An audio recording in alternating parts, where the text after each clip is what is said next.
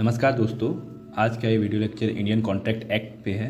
ठीक है, तो इस वीडियो लेक्चर में हम आप लोगों को बताएंगे कि एक एग्रीमेंट किस तरह से कॉन्ट्रैक्ट बनता है, एक करार किस तरह से संविदा बनती है। इस संबंध में हम आप लोगों को जानकारी देंगे, तो गौर से इस वीडियो को देखिएगा ताकि आपको ये कॉन्सेप्ट क्लियर हो। और अगर आप हमारे साथ नए जुड़ रहे हो तो इस चैनल को सब्सक्राइब करना ना भूलिए। ठीक है, तो चलिए स्टार्ट करते हैं देर ना करते हुए। तो जैसे कि आप देख रहे होंगे कि यहाँ पे लिखा हुआ है इंडियन कॉन्ट्रैक्ट एक्ट 1872 और एक यहाँ पे कोटेशन दिया हुआ है कि all contracts are agreement but all agreement are not contract. इसमें कहना क्या चाहता है? इसमें कहना यही चाहता है कि हिंदी में कि सभी संविदाएं करार हैं परंतु सभी करार संविदाएं नहीं है। ऐसा क्यों है कि सभी संविदा जो है वो करार होते हैं और सभी करार संविदाएं नहीं होते हैं? ये चीज़ हम अगले स्लाइड में देखेंगे।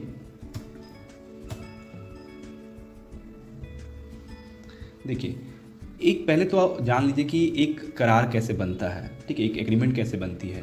तो एग्रीमेंट होने के लिए पहला ऑफ़र होना चाहिए, प्रपोजल होना चाहिए। ऑफ़र या प्रपोजल दोनों एक ही चीज़ें हैं। ठीक है, मतलब पहले प्रस्थापना होना चाहिए जो कि 2A में डिफाइन किया गया है कॉन्ट्रैक्ट एक्ट के बेयर एक्ट में। ठीक है, और दूसरा प्रतिज्ञा होना चाहिए, मतलब एक्सेप्टेंस होना चाहिए जो कि 2B में डिफाइन किया गया है।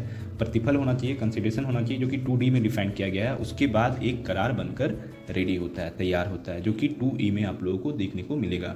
ठीक है, इसमें दो तरह के करार होते हैं, एक शून्यकरणीय होती है और एक शून्य संविदा होती है। ये जो दोनों संविदाएं होते हैं, दोनों करार होते हैं, इनमें यही फ़र्क होता है कि एक इन्फोर्सेबल बाय लॉ होता है, दूसरा इन्फोर्सेबल बाय लॉ नहीं होता है।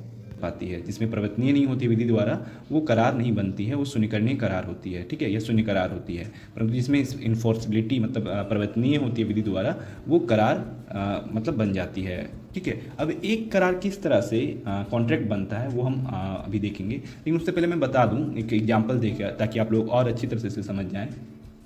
जैसे मान लीजिए कि मैंने एक पेन का प्राइज रखा 10 रुपये। ठीक है, इस पेन का प्राइस 10 रुपये मैंने रखा और ये मैं प्राइज रखता हूँ 10 रुपये। कोई व्यक्ति आता है और इसे बोलता है कि मुझे ये पेन लेनी है, तो मैंने इसकी प्राइस रखी है 10 रुपये। ठीक है, उन्होंने बोला ठीक है मुझे खरीदनी है, तो ये मैंने उनको ऑफ़र दिया कि 10 रुपये में ये पेन आपको मैं बेचूंगा। ठीक है, उन्होंने कहा ठीक है मैं इसे 10 रुपये में खरीद लूँगा।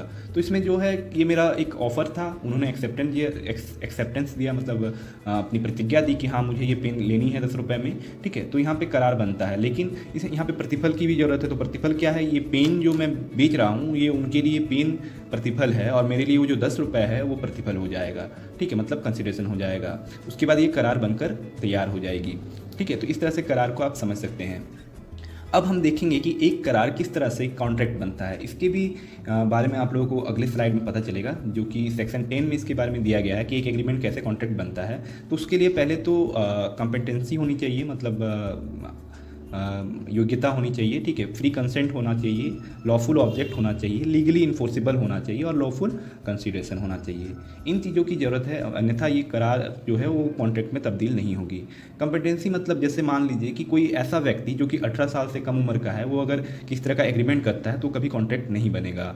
ठीक है, अगर उससे ज़्यादा मतलब 18 साल से ज़्यादा उम्र का व्यक्ति करता है, जो कि पागल है, जो अनसाउंड माइंड है, तो भी वो कॉन्ट्रैक्ट जो है एग्रीमेंट जो है वो कॉन्ट्रैक्ट में तब्दील नहीं हो पाएगा।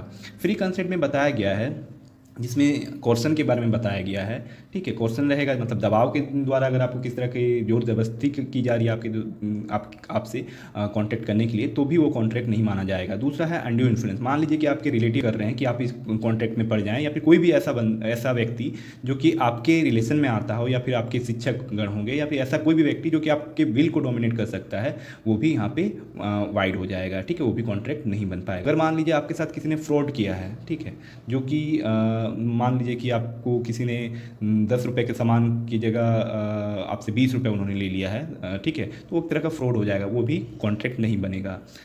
फिर आता है मिसरिप्रेजेंटेशन आता है। ठीक है, जिसमें क्या होता है कि जो चीज़ है उस तरह से नहीं प्रेजेंट की जाती है, तो भी वो एक तरह से वाइड होता है। फिर मिस्टेक आता है। ठीक है, मिस्टेकली हो जाता है तो भी वो वाइड हो जाता है। ठीक है, तो इस तरह से जो एक एग्रीमेंट है वो कॉन्ट्रैक्ट नहीं बनता है फ्री कंसेंट में। ठीक है, इसे सेक्शन 10 में ये सब सारी चीज़ें डिफाइन की गई है। अब आता है लॉफुल ऑब्जेक्ट। मान लीजिए कि मैं गांजे की सप्लाई करता हूं, ठीक है, जो कि लॉफुल ऑब्जेक्ट नहीं है। उसके लिए मैं किसी के साथ कॉन्ट्रैक्ट करता हूं, एग्रीमेंट करता हूं कि मैं तुम्हें 1 लाख का गांजा ला के दूंगा। उन्होंने भी बोला ठीक है मुझे गांजा ला के दो, मैं 1 लाख रुपए दूंगा। उन्होंने मुझे पैसे तो भेज दिए मैंने, लेकिन उन्हें गांजा नहीं दिया। वो चले जाते हैं कोर्ट में कि मेरा इनके साथ एग्रीमेंट था कि वो मुझे गांजा देंगे, तो वो मैं उन्हें 1 लाख रुपए उन्हें सेंड कर दिया। ठीक है, तो क्या ये कोर्ट एक्सेप्ट करेगा ये केस? बिल्कुल नहीं करेगा सर। क्यों? क्योंकि यहाँ पे जो ऑब्जेक्ट है वो लॉफुल नहीं है, गांजा लॉफुल नहीं है। ठीक है, अब आता है लॉफुल कंसिडरेशन। जो कंसिडरेशन होता है वो भी लॉफुल होना चाहिए। ठीक है, यहाँ पे अगर कंसिडरेशन लॉफुल नहीं है तो भी यहाँ पे जो है एग्रीमेंट जो है वो कॉन्ट्रैक्ट में तब्दील नहीं होगी। ठीक है, लीगली इन्फोर्सेबल होना चाहिए। ठीक है, लीगली इन्फोर्सेबल होगा तभी वो कॉन्ट्रैक्ट बनेगा। तो यहीं पे दोस्तों ये वीडियो मैं समाप्त करूँगा। ठीक है, आई होप आप लोगों को ये वीडियो समझ में आ गया होगा, ये सारा कॉन्सेप्ट। अगर नहीं समझ में आया तो मैं इस पर और भी विस्तारपूर्वक वीडियोज़ बनाऊँगा आगे। ठीक है, अगर आपको किसी तरह का भी डाउट है तो आप हमारे टेलीग्राम में भी जाके मैसेज कर सकते हैं, टेलीग्राम ग्रुप पे भी, और आप हमें इस वीडियो के नीचे कमेंट बॉक्स पे भी अपने विचार दे सकते हैं। धन्यवाद दोस्तों।